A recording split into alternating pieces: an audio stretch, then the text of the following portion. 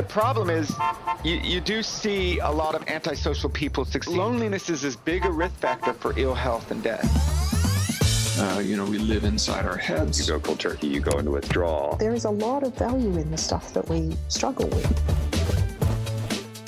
Better Thinking, conversations with experts exploring all things psychology.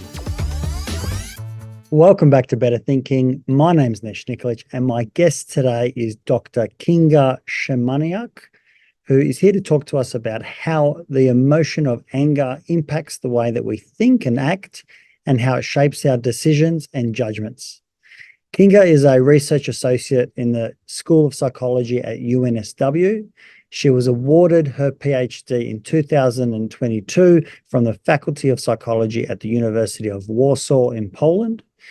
Kinga's research interests revolve around emotions with a focus on anger, cognition, and behaviour. Kinga's goal is to better understand the mechanisms underlying associations with anger and their implications for psychological health and well-being.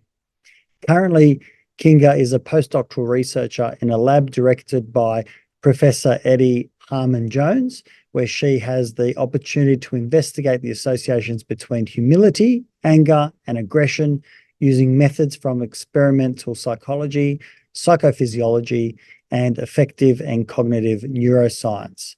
It was an absolute great pleasure to talk to Kinga about all things anger and to truly understand the differences in the way that anger can be both functional, non-functional, how it's social in nature, but it is also a part of everyday life. There's an evolutionary value to this, and it was quite refreshing to hear Kinga's point of view. Hope you enjoy. Kinga, a big thank you for coming onto the program today. Big thank you for inviting me. Look, I'm excited to have this conversation looking at emotions in particular. Emotions in the work that I do is at the center of the work. Being a clinical psychologist, I'm looking at emotions all the time, and in particular, I know that your focus is on looking at the impact, how emotions impact the way that we think, the way that we act, behave. And I appreciate there's an emphasis in particular for you that is on anger. That's something that you've studied quite thoroughly. And for me, I think I've got some preconceived ideas about what anger might mean and what it is and how it interacts. But I do try and reserve judgment until I speak with people like yourself who are a bit more learned and done some research. So looking forward to our conversation today. Thank you so much. Yes, indeed, anger is a very fascinating emotion. And my research started on anger because I noticed, based on the literature and evidence, that anger differs from other emotions in a very unique way. So anger is, as we all know, for most people, experienced as unpleasant feeling, is an unpleasant state. And most of the other emotions that are considered that way, called negative emotions, right? So it can be fear or sadness. They were in literature associated with avoidance motivation, meaning that it was understood, it was assumed that all emotions that are negative, meaning we experience them as unpleasant, are also making us withdraw, make us passive, make us avoidant.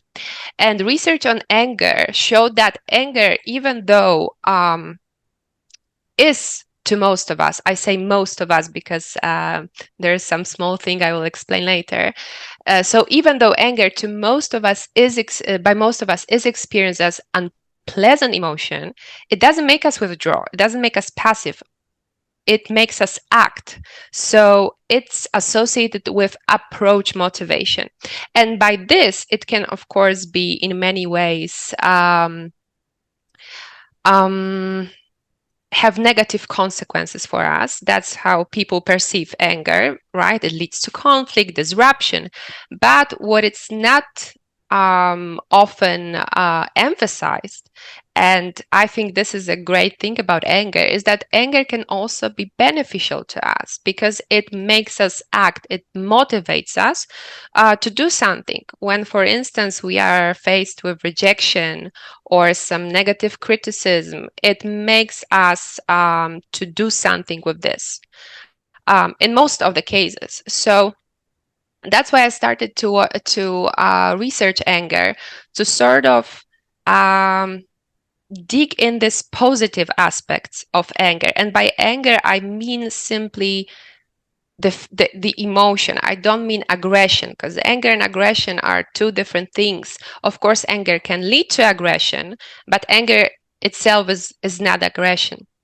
So compared to other emotions, as I said, negative emotions, and by negative, I would always mean experience in an unpleasant way, it has this unique aspect that in many, is very much, I would say, undermined. Even in these days in societies, I think when we talk about anger, it's still one of the most controlled emotion or suppressed emotion, because if I show to someone that I'm angry with them, and I can even do it in an adaptive way, not necessarily cursing at them, it's something that can be very consequential to me.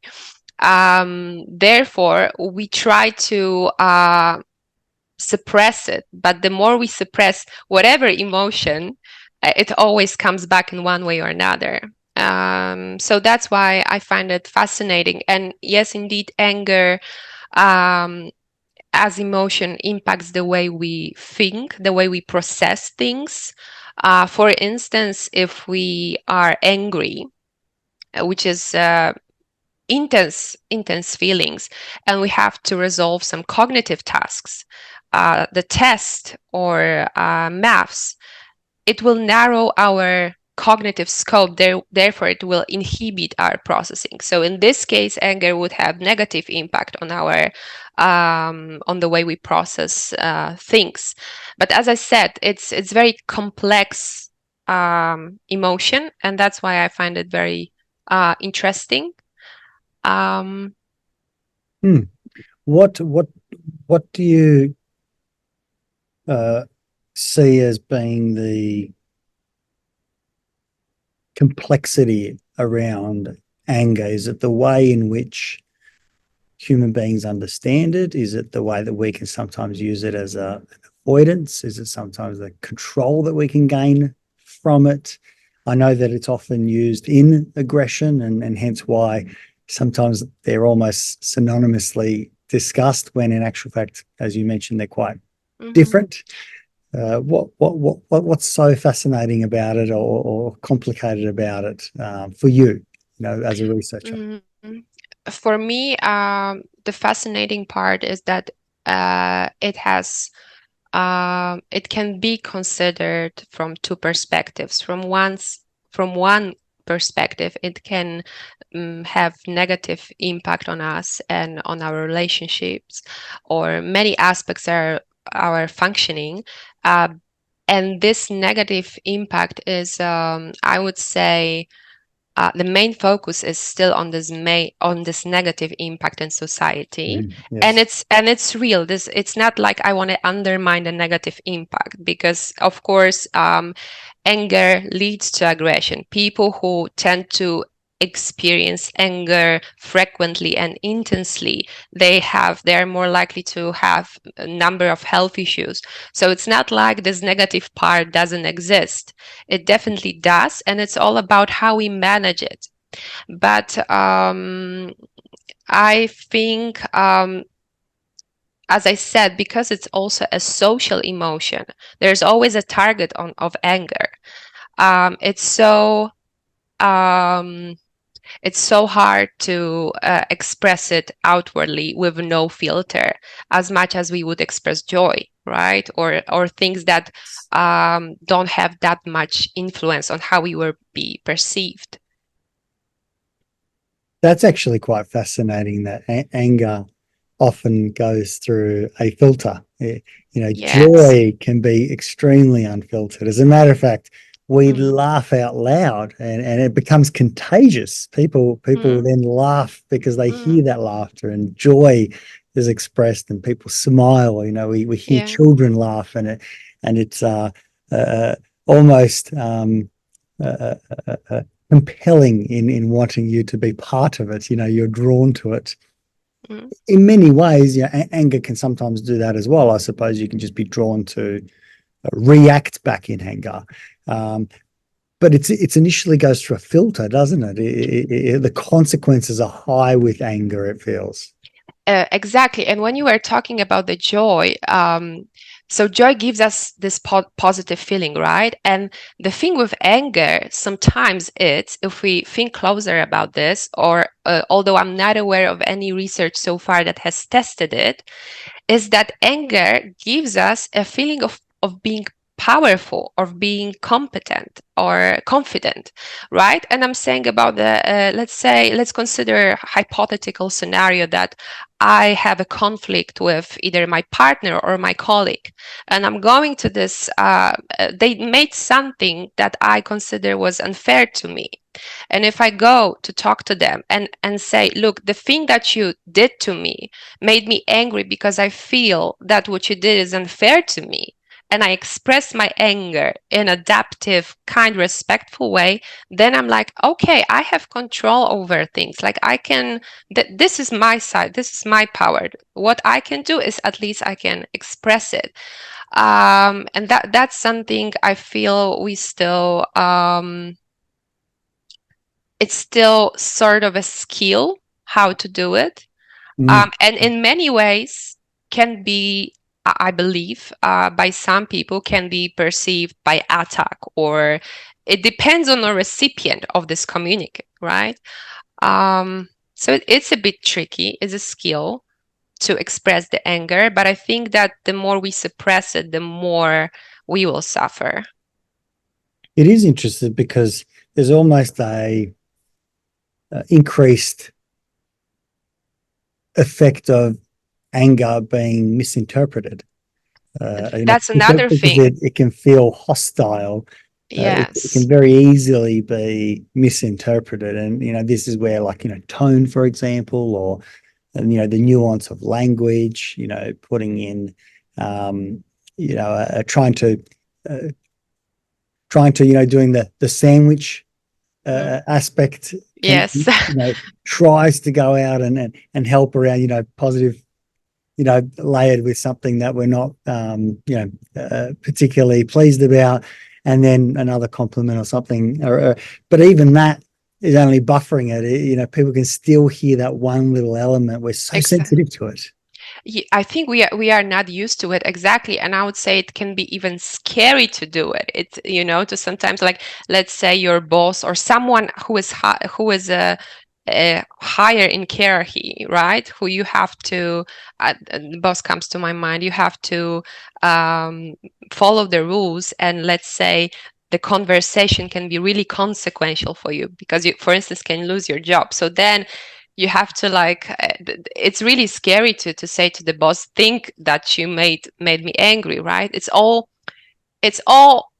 that's the complexity of anger's expression, I would say. We in my research, what we do is we often induce anger, evoke anger through recall tasks. So people are asked to write down some story from their past that made them feel angry, experience intense anger, right? And what I have noticed is that many of those of the scenarios that comes from this, many of the scenarios relate to things like being unfairly treated, being lied to, being cheated on. So these are very, very intense feelings. And in these cases, sometimes when we have very, very intense anger, sometimes it gets out of our control. But this less intense anger that we always think like, oh, I can deal with that. I do not have to express it. I can just reappraise it, or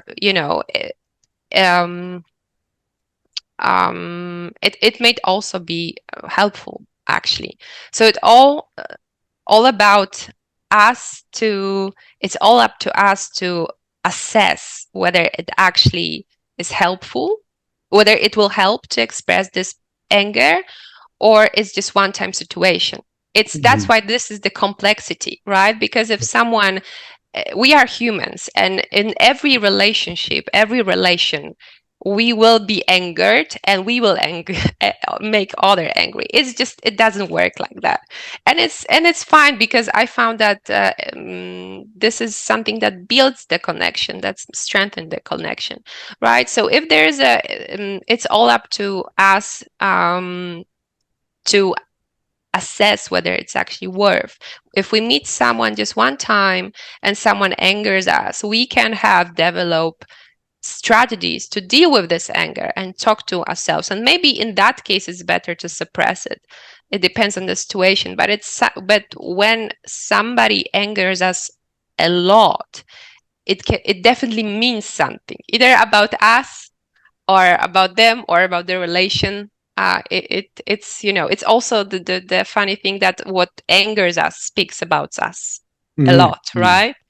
I know in my work, I predominantly use acceptance and commitment therapy, and when I'm talking about values and I can't elicit a particular value from a client that they're struggling with thinking of something, in terms of, who and what's important to you, I will often flip it over and I'll ask, in a more harsh way, what makes you angry, what annoys you, what even pisses you off, like it gets under your skin, aggravates you, irritates.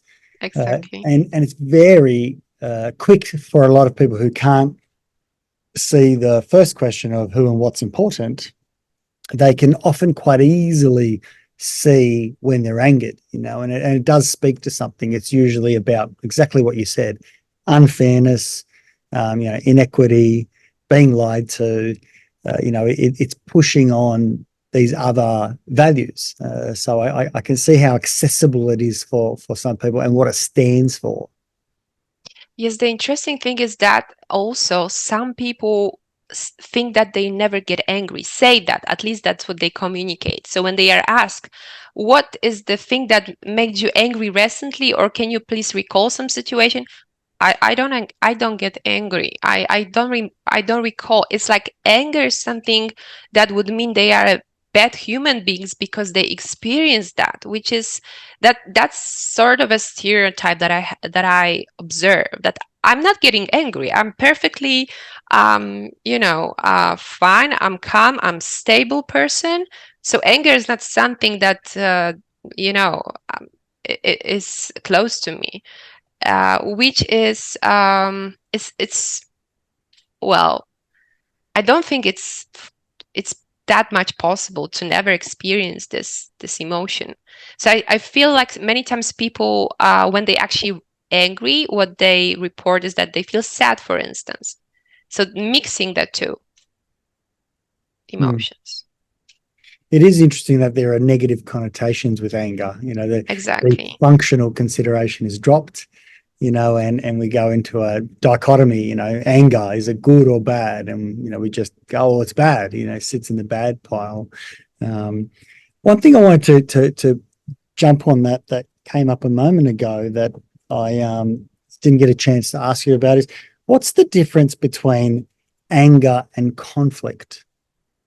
We tend to have, it feels like a similar response when people raise, for example, a difference of opinion, or a manager approaches a junior staff member and questions them about, an item in the workplace.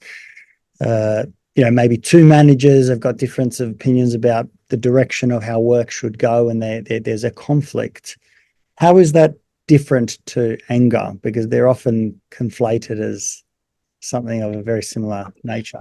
I would say anger is simply a response or a consequence to conflict, or a antecedent of conflict. So conflict is something that is happening. It's a situation. When anger is simply emotion. So they're like two different categories. I think anger can lead to conflict. If I express my anger towards you, and let's say it touches some of the parts of your self-esteem, for instance, it might lead to conflict.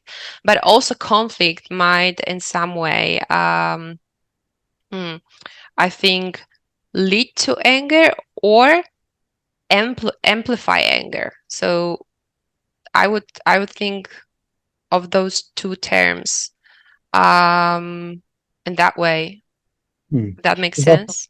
Because often there's conflict avoidant people. I'm certainly one of them. You know, there's areas in my life where I'll be quite happy to have conflict and debate, and you know, I like to sometimes even be the contrarian. But I don't see that as being anger. Having said that, sometimes it does feel like a difference of opinion can be irritating as well. It's almost like there's some sort of blurry line where it can tip over very quickly from an interesting debate. Yeah. That is lively versus one that ends up being filled with you know, a level of anger, which is interesting. Yes, definitely. I think not all conflict leads to anger, or not every conflict has to involve anger, because so in this case, I would say we could have disagreement, maybe something like this. When I simply disagree with things you say and you disagree with things that I say, or we want different things, but not necessarily we are angry with each other. Maybe this conflict doesn't involve any unfairness or threat to ego, let's say, because you know, if we are in conflict and there are high stakes, and I'm almost to lose something very valuable, let's say, in this conflict, then there are high stakes. So this can make me angry, and it would be even amplified if, let's say, you did something unfair to me to cause this high stakes to appear. So I think, again, like, I don't say absolutely not, and I agree with you that conflict doesn't mean anger. It doesn't have to lead to it or be a response to it. Again, it really depends on who is involved and what is the subject of the conflict. That's how I would say. And in that example, anger could be a protective mechanism. You know, goes up to say, I'm going to use this as a defense rather than an offense. And so they're very, very different in a functional sense. One says, I want to dominate and I'll control the situation and I'll threaten. The other one says, I will defend. Yet anger can somewhat be the motivator for both those actions. Yeah, what I can imagine is that, as I mentioned before, anger gives us a like momentary feeling of power as well, or something. So if I have sort of fragile ego, let's say, and I feel attacked in the conflict, my response might be just anger, because maybe I'm too scared to really face the conflict and explain what is my position. So this anger, I totally agree, can be sort of a defense mechanism, because it provides a quick feeling of power, and it's also confidence, but it's also very powerful, has powerful influence on another person. So it can give, like, let's say, illusionary feeling who is in charge, because, you know, it's like, by showing my anger to you, I can threaten you. So I think it might be this type of mechanism. And that's interesting. How do you go about researching anger? What have you looked at, and what does the literature show? What are we tending to research around this space of anger? So my research has mostly revolve around trait anger so far, but we also so maybe I would just specify there's trait anger and state anger, and trait anger is simply a tendency to experience anger frequently and intensely.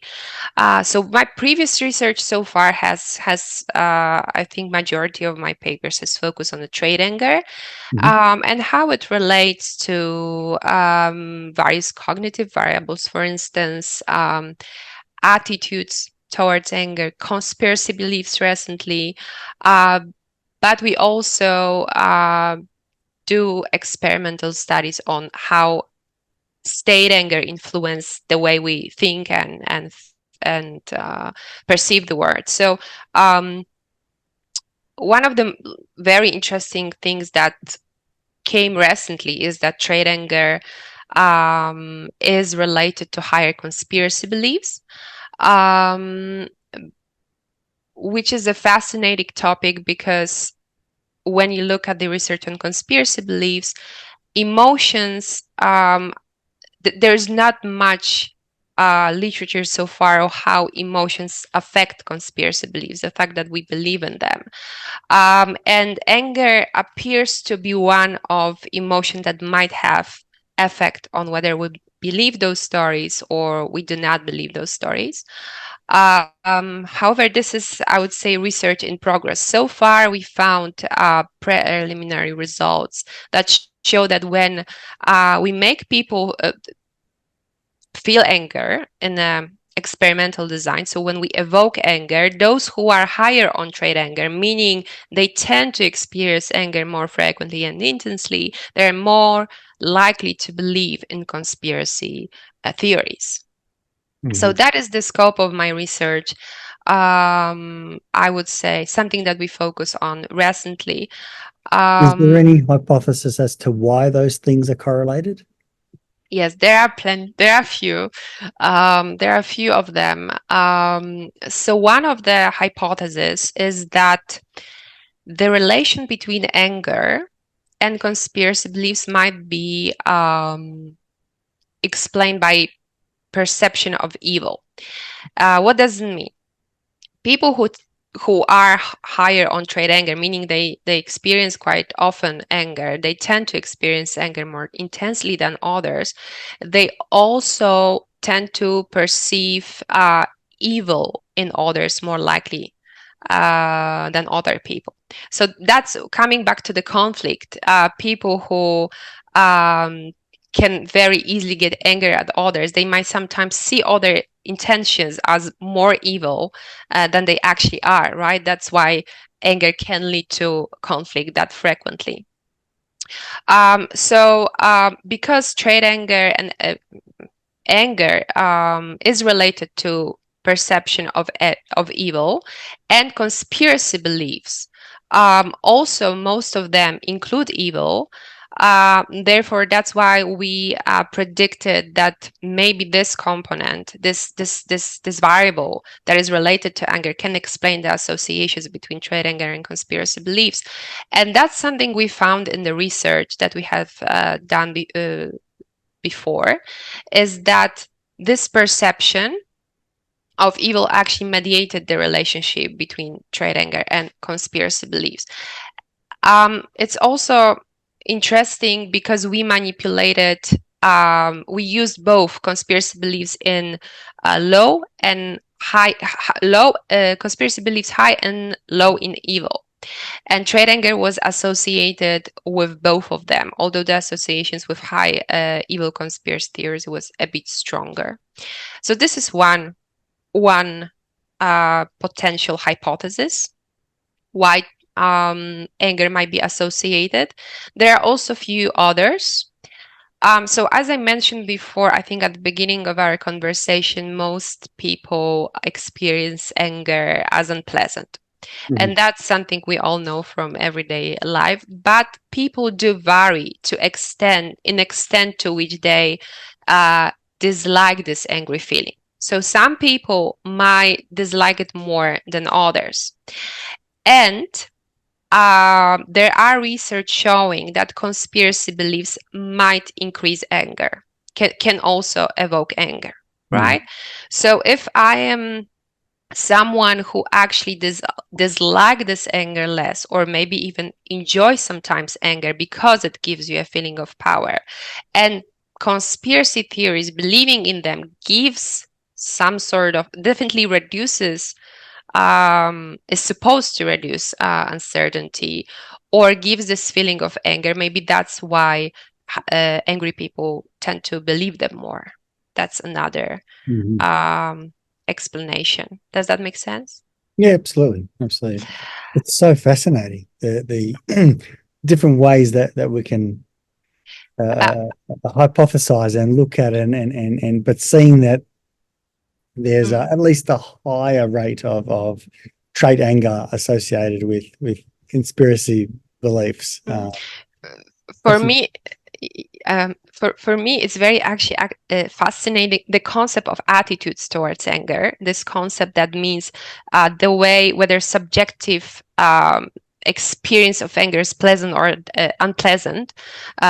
This concept is actually very fascinating because we have conducted recently some research when we tried to manipulate anger that is pleasant and unpleasant. And I was trying to find, like, okay, if we have this kind of assumption that some people experience anger, the experience of anger is less disliked for them. Are people able to recall actually situations in life when they enjoyed anger? And that's hard for many to do, although it's not impossible. So people enjoy anger when actually it gives them some sort of power, or it has some positive outcome, in a sense that they defended themselves, or they have finally spoken up, or things like that. So this concept, to me personally, is very, very fascinating. Because, as I said, I'm not aware of any research that would show that actually anger makes us feel those feelings of power or control. But there are certain differences between those attitudes towards anger. If one is an attitude of negativity, it's more likely to be potentially either avoided, or it has quite a negative effect on the person. Yes, it's actually this concept of attitudes is more like a dimension. It's not either negative or positive. Sure. So I would say that, and that's the question. That's the actually research question, whether it's more correct to say anger, enjoyable anger, or more enjoyable anger, or less disliked anger. Whether people vary in terms of whether anger is less or more disliked, or more or disliked and actually pleasant, so more and less enjoyable. It's kind of, yes, complicated whether we can actually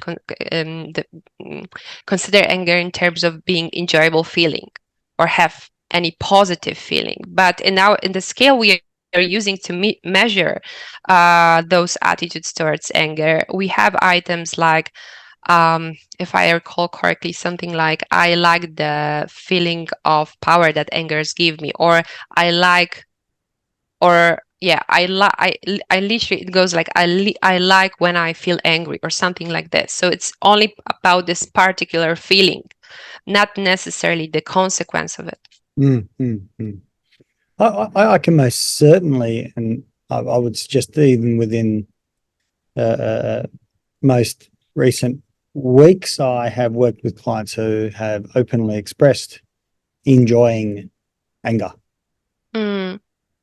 Specifically a topic within a session, looking at how someone experiences anger, and there's almost, well, there is an enjoyment. There's almost a thrill that comes from that, and even thrill in what the consequences might be as well. It does come, however,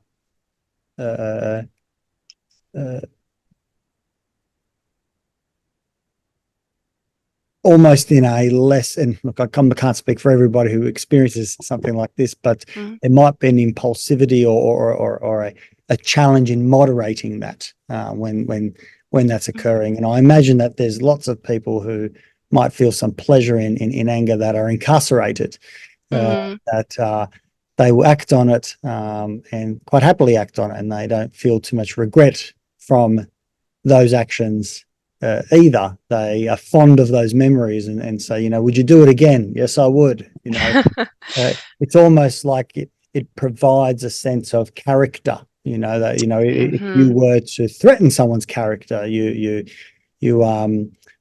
said something negative against them, they would defend that character. But there's almost like an enjoyment component in that, and that's not a judgment. I think that's just an observation. Yeah, that's very interesting how expression of anger can be related to our self-image and self-perception. Is like when we receive this negative feedback. That's actually one of the very popular way of inducing anger and aggression in research of psychology, is to, let's say, ask people to write an essay about some topic, and then give them the feedback. And this feedback can say that they are actually dumb, or the essay doesn't make any sense. I'm not saying that it's. I can't recall exact instructions. No, it's great. It's great. I love this sort of stuff. But something like saying to someone like, "What you wrote doesn't make sense," and like saying to someone, in that kind of way that they are not smart, sort of thing. So this is very intense. It's something that can really evoke anger and aggression in people. So when you were asking me about the what is so fascinating about anger, is that I think it's just my the way I look at it is anger among all of the emotions seems to be really related to our how we perceive ourselves or our self-image, and can be so easily evoked by just small threat to the self-image. And then it depends of what is so important to my self-image, then I can press the button, right? If someone, if they self-esteem is based on their work, let's say, and we will criticize their work, even in a very constructive manner, they might more easily get angered by that kind of feedback. If we criticize someone's weight, and their body image is very important for them, that might anger them also, like more than somebody who is focusing on how they perform professionally. So it's like, once you know the person and you know what is their, like, how people call it, like fragile point. I know this term in Polish, but in English I would say, like some kind of fragile point. When you click on it, it's very easy to very easy. Of course, it depends on the person. Yes, like skills to regulate. And criticism does evoke anger quite quickly, even for someone who didn't care about their, for example, their physical appearance. Someone critiques them, they might still get angry about saying, definitely, hey, you're not supposed to say that. Even if they're not threatened by it and they're like, no, I'm comfortable in my skin, I like my body, I work out, they might feel saying, oi, you're not allowed to say that. That's the wrong thing to say. That's not what we say in this society. Well, You get angry about that as well. That's nice way of expressing anger, It's like it can go also like, hey, look at you, like who is criticizing me, right? You can actually go in this anger defense by criticizing back. So it's all about, but the way you said it, I think it's kind of adaptive, like a nice way to express, like what but it's very fascinating how humans, I think, want to think good about themselves. We naturally want to think good about ourselves, and this is our I don't want to call it basic need, because there are basic biological needs, but this is one of, I would say, psychological need, that we want to maintain this positive self-image, right? To exist and in the society. So I would say anger is one of those emotions that can very easily is this emotion that is related to is evoked by threatening the self-image. It's related to it. It's a fundamental emotion that's used quite often and can be elicited quite quickly. And something as simple as just randomly calling someone, I'm going to be a bit harsh now, but calling them an idiot can evoke that. But similarly, we can also be scared of being misunderstood. That sort of conflict avoidance or fear of judgment. And so we can be angry to defend a position of saying, no, that's not what I said. If someone puts words into our mouth, we can get angry at them very quickly to say, that's not my position. Yes. This is classic journalists do this all the time when they're interviewing people. They will say, so what you're saying is X, Y, and Z. And the poor guest is saying, no, that's not what I'm saying. And they start getting defensive, right? And in actual fact, more often than not, quite angry, and they're trying to poke the bear. Exactly. Like fear and anger are in many ways, I would say, similar, and they are one of those basic emotions, evolutionary developed. So there are a few primary emotions, and fear, anger are one of those. They are also observed in animals. So this is something we are sort of born with, and we, in the prehistoric times, we are using those things, those emotions, to either defend or attack the source of a threat, right? And that's how anger was. The function of anger was to motivate organism to defend the resources. The resources back in time were quite different than we have, things to defend these days,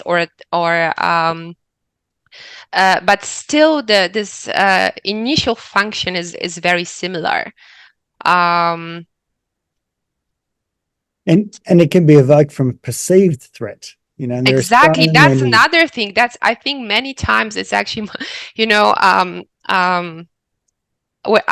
love to observe people, and as a psychologist, but also like as a researcher, but also in Poland, I have studied cognitive therapy, behavior therapy, and as a master's student, I did 2 years of psychotherapy. We had like specialization there in a master degree. So I thought initially to combine 2, research path and therapy path as a psychotherapist, but it got quite hard. But this is something that hard to combine those 2, but I've been always observing how actually anger can be, people get angry at things that don't exist, including myself. I have experienced this as well.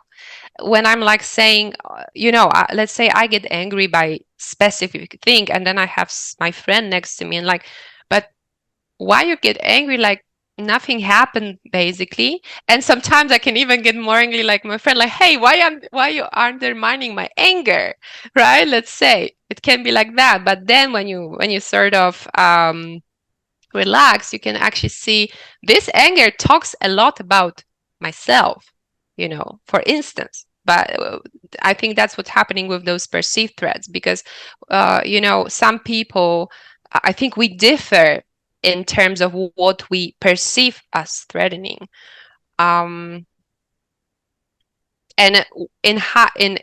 when we experience this intense feeling of anger, it's very hard for us to assess and think rationally, to assess whether it's actually a real threat or not. It's interesting because it almost speaks to the Buddhist space of attachment and how we cling to things, how we cling to ideas, and whenever an idea is potentially threatened, we can be clinging to that, and in defense of holding on to that threat, holding on to that idea, we could potentially become angry. There are times when humans hold ideas, and sometimes then their ideas hold humans. Exactly. And how we defend ideas can be a response. It's not even something that we're actively, consciously.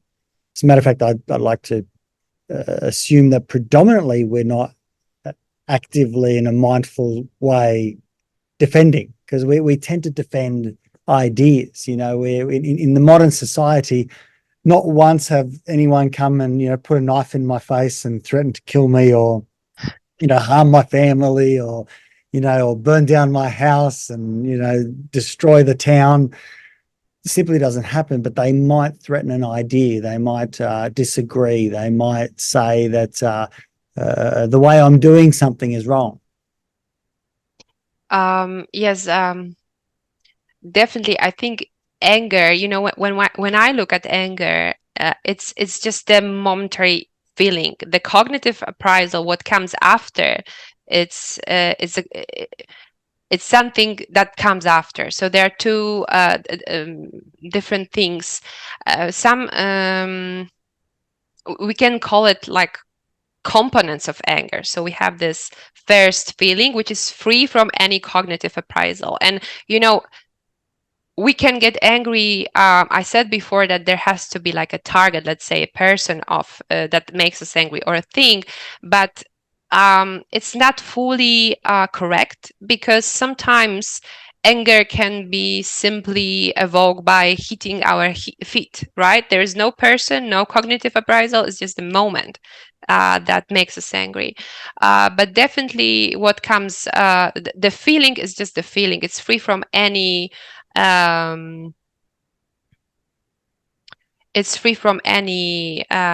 cognitive appraisal. Anger can be response to this cognitive appraisal, but I like to consider anger as a free from those things. Yes, but one thing that when you were talking also came to my mind is that it's actually very informative emotion, in a sense that if someone likes to learn about themselves, in terms of a growth, and to help develop emotion regulation skills and all those very helpful things. I actually believe emotion regulation is one of the most helpful skills to have these days in a society. They can look at what makes them angry, and this can be very, as I said, informative about ourselves. Because of course, some things that make us angry are real threats, but there are things that might not be real, and then it's good to look at why those are happening, why this actually is making us angry. I provide my fair share of supervision for other clinicians, and that reflection point has come across my table many a time, and is, I think, a common practice for psychologists, when there's obviously an established level of vulnerability and trust in the room, where clinicians can talk about, their difficulties with a client and saying, this client, I'm getting angry with this client, I feel frustrated, I'm agitated, even seeing them in my calendar makes me feel something, and there's always we tend to always look at the reflection point in terms of what's going on, what's the transference that is and counter transference that's occurring here, what are you seeing in this person? And often it's about unfairness, or someone not participating, or they're putting blame onto others and not taking responsibility themselves. And and this is really about, how does a psychologist hold that in the room, and what does it say about them? And it's fascinating. It's fascinating. I mean, I'm always encouraged by it, because I think that's when psychologists can be most vulnerable and look at themselves and say, wow, why am I getting pushed around in the therapy room? Or interestingly, potentially at home, I'm thinking about this at home. I'm not even at work, but I'm agitated. Yes, exactly. That's very it can be really like eyes opening to learn those things. But I really like this kind of connection that you made between anger and vulnerability.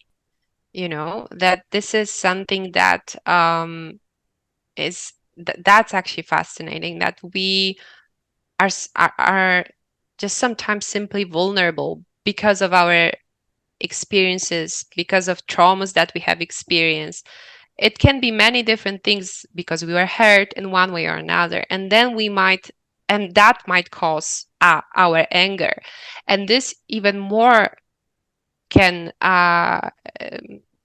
this emphasizes even more that anger then is something to look at rather than to suppress, because I think that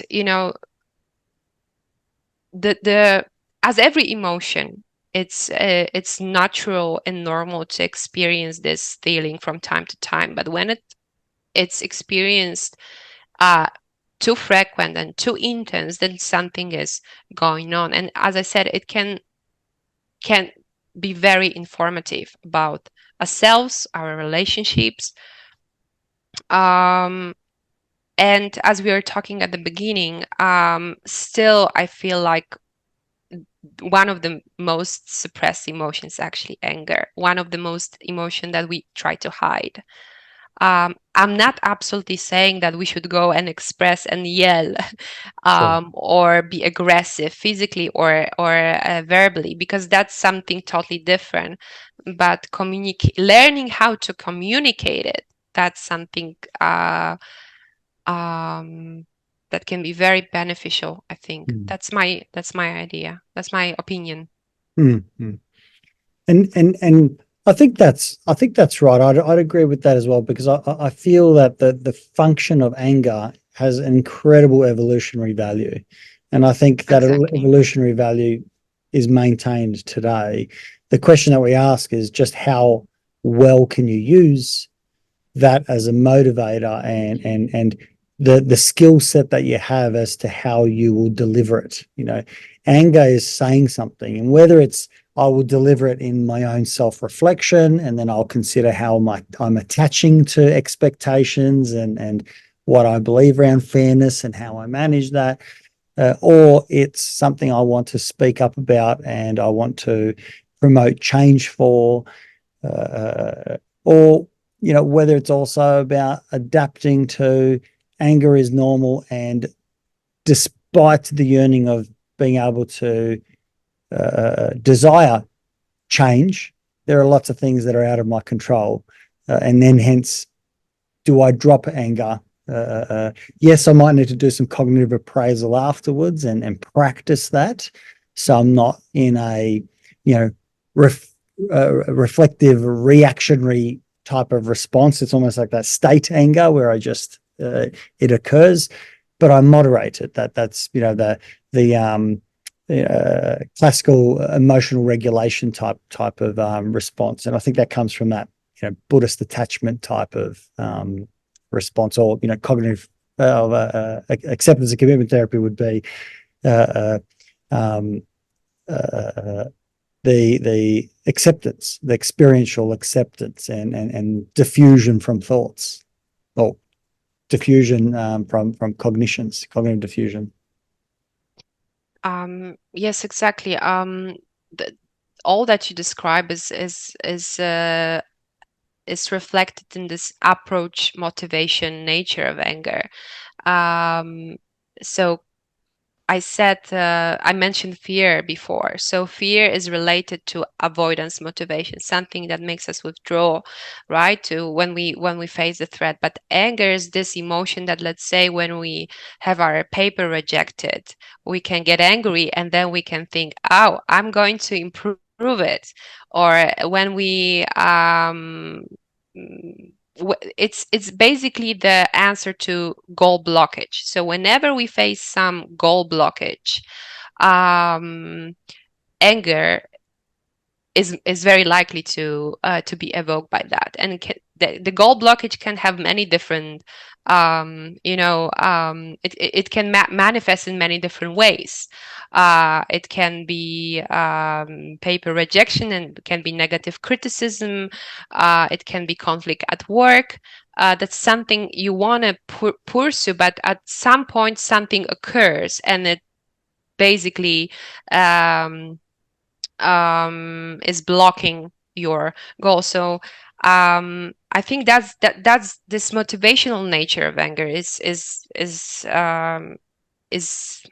the beauty of anger, if I can say, in that way, because it can be helpful to pursue our goals in this manner. Because it has this, it's very powerful to motivate us in many things. Because I can see that if it wasn't the approach anger type of style that you're describing, it would be feeling angry but defeated. There would be the hopelessness, almost like the Seligman hopelessness studies, where there's still anger, but it's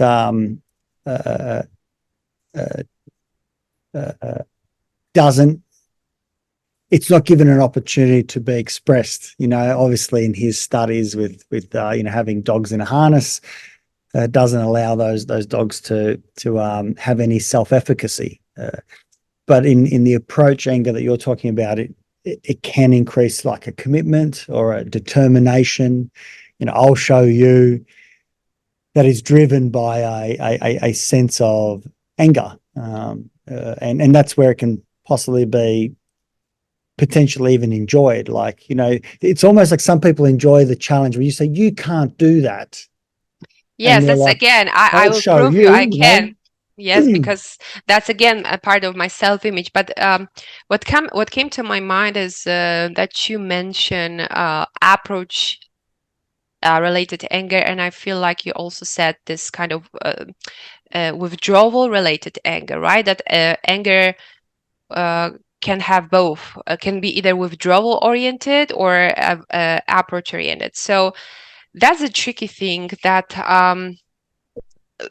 based on the research, and that's something that I think still needs to be investigated, but most of the research shows that this initial motivational response is approach, but response to anger can be avoidance. We even so in other words, we can react to anger with avoidance. So let's say I got angry by this person, but I want to avoid it. I decided to withdraw because that was my response to anger. But anger itself, this initial motivation that goes with anger, is more likely to be approach, and then response can be either approach or withdraw. That's what we in one of our projects, we created this scale that measures this tendency to react to anger. So the tendency, as some people might have, as we found that some people might tend to withdraw to avoid, but this is not this primary motivational aspect, component of anger. The first one is approach that is free from cognitive appraisal, and then I can either respond with approach or avoidance. So anger itself, it's very likely to be always approach related, and then the response can be either withdraw or to approach the threat. Does that make sense? Yeah, absolutely. I mean, the initial response is an approach one. And then through appraisal, we decide whether it's approach or withdrawal, depending on what's going to be more socially beneficial. Yeah. The value of having emotional regulation is that when you do cognitive appraisal, you might have a better understanding and boundaries about what method would be useful.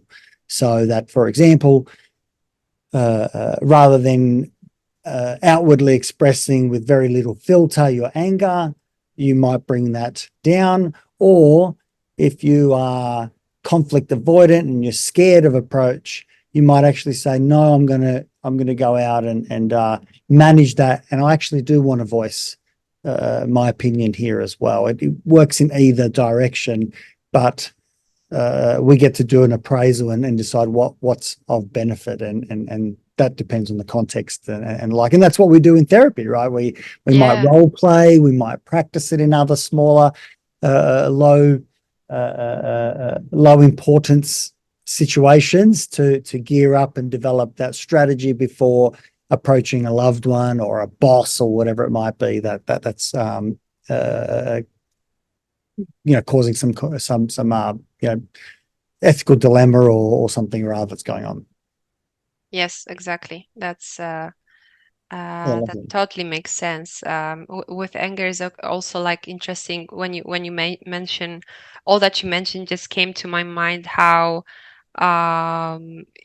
when we don't express anger in, again, respectful, adaptive way, we often express it, but towards somebody or someone else. So let's say we have been really angered at work, for instance, and then we go home, and here we feel let's say safe here. So then this anger can be something small can happen, and something small can trigger us, and we can react with anger or even aggression towards someone who doesn't have an idea what happened. So it's also very interesting that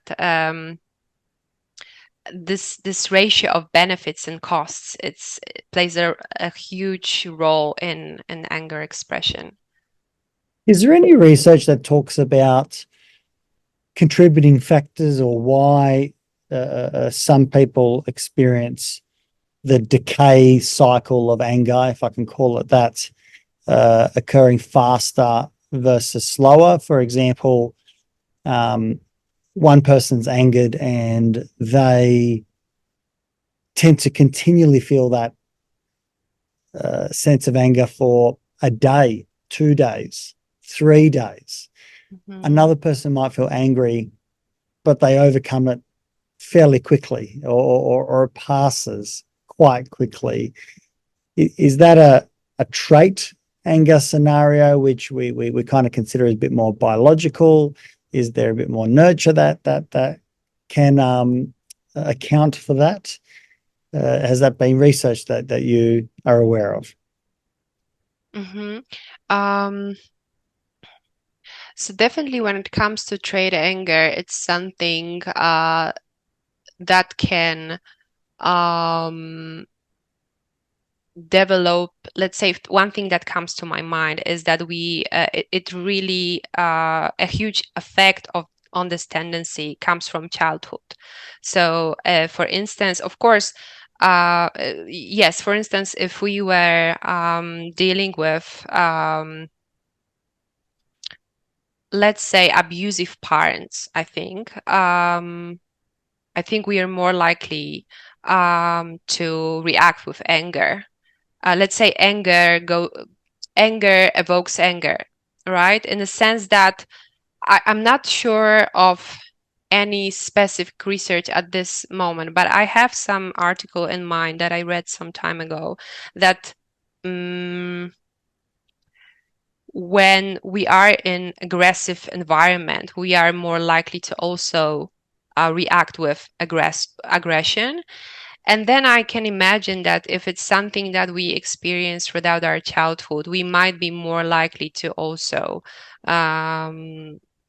react like that in adulthood. Although I'm not aware of any gene of trait anger, there is a tendency that some people have to the greater extent, some people have to the lower extent, and definitely our life experience can affect it. But whether there are any genes that would be responsible for this trait, I'm not aware of any research like that. But it's very, very interesting thing for me to check after we finish our podcast. Does anger differentiate between countries? Yes, differences? there are cultural differences in how we experience anger, and I think the great difference is in anger expression. So in countries that we can say that we can say that represent collectivistic cultures. In these countries, the expression of anger is much more suppressed, while in individualistic cultures, when basically open expression of emotions is much valued, the expression of anger is higher. So that's, for instance, one of the differences. Yes. So the individualistic countries are more expressive and therefore are more comfortable with outwardly expressing all types of anger, or does it differentiate between? Let me rephrase that. My apologies. Because there's so many ways that we can express anger. Some are going to be much more socially appropriate. Others are going to be a bit more potentially aggressive in nature. There's just more suppression of the expression, irrespective of how it's expressed in the collective countries. I think it's more about the research that I'm referring to is based on the way anger was measured. There was self-report type of anger measurement. So it wasn't measured behaviorally. So maybe I should specify this because that's a good point. Right. So and how it's by self-report measures, I mean people report, let's say, for instance, that I have expressed my anger towards my partner or things like that. They report, they declare things, but anger is not behavioral measure, let's say. Sure. In that way. So I think we in individualistic cultures are more again, it's like this benefits and costs, right? So in collectivistic cultures, it's value, relationships are valued, less of how to explain it. In individualistic cultures, we, let's say, for instance, value more independency, right? To the greatest extent, right? So this can, I think, help with expressing anger more, while in collectivistic culture, this independency is not that much valued. So therefore, it's very important to have this, to make sure that these relationships are not disrupted, and anger is one of those feelings that can do it. So I think with the collectivistic society, there's a greater threat to loss of that social connection. Yes. And That's a what little I bit mean. less on the individualistic Yes. society. There's still threat, but it might be expressed more openly because there's lesser threat, or in actual fact, it might even be encouraged, or it might gain social credibility by doing it in a certain way. Yes, so in these terms, there is a difference between anger expression between those two cultures. But again, I'm speaking about the research that says how people declare things. It's a self-report. Sure. Most of those research is self-report research. There are also some research showing differences between physiological responses between specific countries. So it's really, I would say, the expression of anger or subjective perception of anger is really calibrated to the culture, depends on what the culture values, right? So again, it's like self-image of a culture. If cultural values relationships, interdependence, then this anger expression might be more suppressed, because when we express anger, we are more likely to disrupt those relationships. And potentially even how anger is understood and perceived. And I mean, just on face value, there are certainly countries that I visited that appear to be incredibly timid and polite and kind and considerate, and it appears and feels like there couldn't be anger there. Obviously, there is. There's plenty of anger. Anger is universal. It's an evolutionary part of who we are.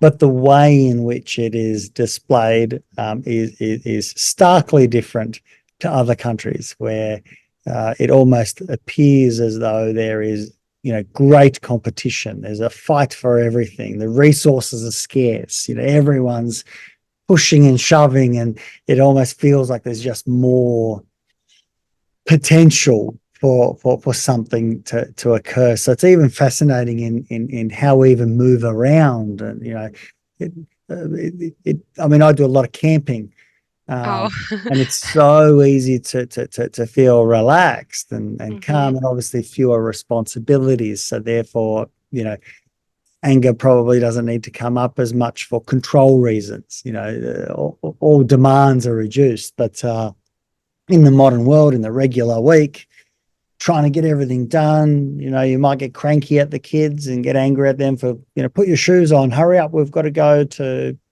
soccer training or something or other. Even on the road, you can when you're driving, you can notice in some countries people will very fast beep at you and even curse, but in others they'll be like more relaxed. Yeah, we all chilled, let's wait for another green light. So even those small things, can, based on my observation, they vary a lot. So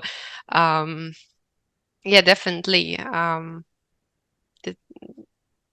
the appraisal, if someone beeps here in Australia, you turn around and go, what the hell are you beeping at? That's a criticism. In another country, beep, beep is kind of like every third car is just going beep, little reminder. Yeah, it's gone green, beep, beep. Someone passing through, beep, beep. Everyone's just beeping away. Yes, exactly. It's all again about the perceived threat, right? Yeah. Some people might perceive it as an offense, or someone wants to, and some other just, we all chilled. We just want to, enjoy beeping. Yeah, that's very nice observation. Kinga, where can we continue this conversation for listeners? Where could they go to find out more about your research, other research that's interesting in the field, any books, websites?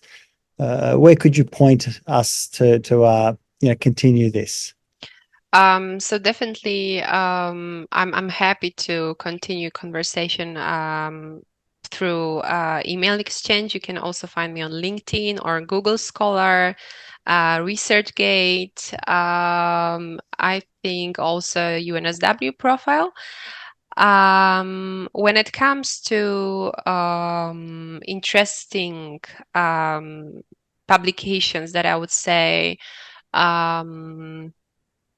give a better idea of anger and its relation to either motivation or cognitive aspects, more from the social perspective. Definitely all the publications by Harmon-Jones, Eddie Harmon-Jones, who is the expert in anger, is also my current supervisor. There's also a very good book, Handbook of Anger, by Portugal and Novako, I think. It was published in 2010. It's really good book because you can look, there are different chapters that pertain to very different aspects of anger, starting from, I think, brief history of anger, anger in childhood, expression of anger. So everybody can find something there if they are interested. It's very good read. So that's something I highly recommend. Wonderful, wonderful.